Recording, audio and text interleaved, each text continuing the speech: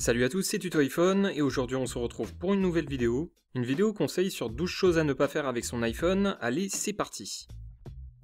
Utilisez l'iPhone avant de dormir. La lumière bleue que l'écran envoie est la cause de nombreux problèmes de santé, du moins pour une exposition excessive. Cette lumière stimule votre organisme comme de la caféine lorsque vous utilisez votre iPhone avant d'aller dormir, ce qui entraîne une augmentation du rythme cardiaque ainsi qu'une diminution de la production de mélatonine, ce qui est entre autres l'hormone du sommeil. Ne pas faire attention à la luminosité et à la veille de l'appareil. Le fait de garder votre luminosité au niveau maximum permettrait à la batterie de se décharger plus rapidement. Il est donc préférable d'avoir la luminosité à un niveau convenable tout en gardant l'habitude de mettre en veille son téléphone lorsque celui-ci n'est pas utilisé. Vous pouvez configurer le verrouillage automatique de l'écran depuis les réglages. Ne pas vous protéger avec un mot de passe. De nos jours, le téléphone est considéré comme quelque chose de primordial. Les iPhones sont chers et cela reste pour nous un petit bijou de technologie. Mais qui dit bijou dit convoitise. Ne pas protéger son iPhone avec un mot de passe revient à donner gratuitement toutes vos données à des personnes malveillantes. N'hésitez donc pas à utiliser un code pour verrouiller votre iPhone. Cela permettra de restreindre le contenu grâce à la sécurité qu'Apple met en place dans son système d'exploitation. En parlant de système d'exploitation, parlons des mises à jour. Ignorer les mises à jour revient à faire une grosse erreur. Apple met en place des mises à jour pour permettre le bon fonctionnement du système d'exploitation, mais aussi pour corriger des failles de sécurité. L'option de mise à jour automatique est une bonne solution pour éviter tout oubli. Utilisez un chargeur non officiel Apple. Acheter un chargeur non officiel à bas prix pour une même utilisation qu'un câble officiel à un prix plus élevé est effectivement un bon point.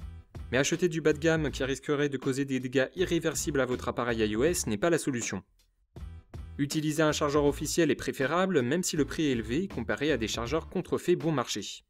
Avoir un chargeur officiel Apple est ce qu'il y a de meilleur pour votre sécurité mais aussi pour votre porte-monnaie. Utilisez votre iPhone dans des conditions météo extrêmes. Votre appareil iOS n'est pas censé supporter des températures très basses ou très élevées. Utiliser votre iPhone en dessous des 0° ou au-dessus de 35° est pas conseillé. Prenons un exemple, vous utilisez votre appareil iOS dans votre voiture qui, elle, est en plein soleil ou encore sur le sable chaud à la plage. L'utilisation d'un appareil iOS dans un environnement où la température est très faible pourrait entraîner un épuisement temporaire de la batterie ou que l'appareil s'éteigne anormalement. Dans le cas inverse, l'utilisation de l'iPhone dans un environnement à la température élevée risquerait d'entraîner une réduction permanente de l'autonomie de la batterie. Ne pas le nettoyer. Savez-vous que ce n'est pas les cuvettes de toilette qui est l'endroit le plus sale, mais votre téléphone portable ?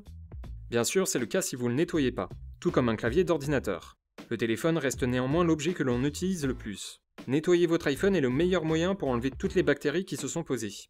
Bien entendu, nettoyer votre iPhone ne veut pas dire le mettre en immersion totale dans un bain moussant. Apple préconise d'imbiber une lingette d'alcool isopropylique à 70% ou d'utiliser des lingettes désinfectantes conçues pour ce type de nettoyage. Il informe aussi de bien faire attention aux infiltrations d'humidité dans les ouvertures de l'appareil et à ne pas utiliser d'eau de javel. Vous y trouverez plus d'informations en description de vidéo. Utilisez son iPhone tout en conduisant. Je vais pas m'attarder sur ce point, mais je tenais à en parler car de nos jours il y a toujours des personnes qui utilisent leur iPhone pour envoyer des messages ou passer un appel tout en conduisant.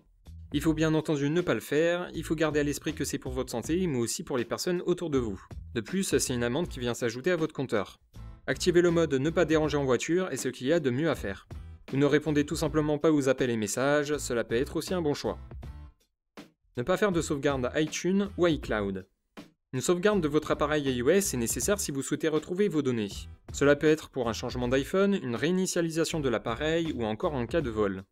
Même si vous pensez que cela n'arrivera jamais, il vaut mieux être trop prudent que pas assez. Une sauvegarde prend seulement quelques minutes dans la journée. Se connecter sur un réseau Wi-Fi non protégé.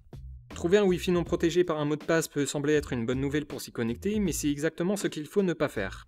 Cela a beau être un iPhone, la sécurité est jamais parfaite. Rien n'est gratuit et tout ce qui est gratuit est risqué. Si vous utilisez un Wi-Fi inconnu non protégé, vous pouvez donner accès à une éventuelle prise de données.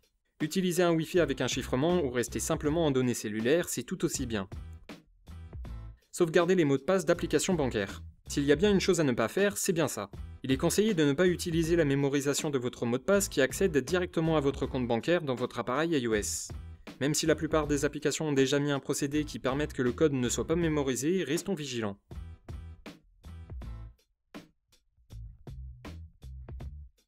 Passer d'iPhone à Android. Enfin, la dernière chose à ne surtout ne pas faire, changez votre iPhone pour aller sur Android. Et voilà, cette vidéo est maintenant terminée, j'espère qu'elle vous aura plu. Si c'est le cas, n'hésitez pas à laisser un petit pouce bleu ou partager la vidéo. Vous pouvez aussi laisser un commentaire pour tout renseignement. Pour toute demande urgente, je suis aussi disponible sur Twitter. C'était Tuto iPhone, à la prochaine, salut salut!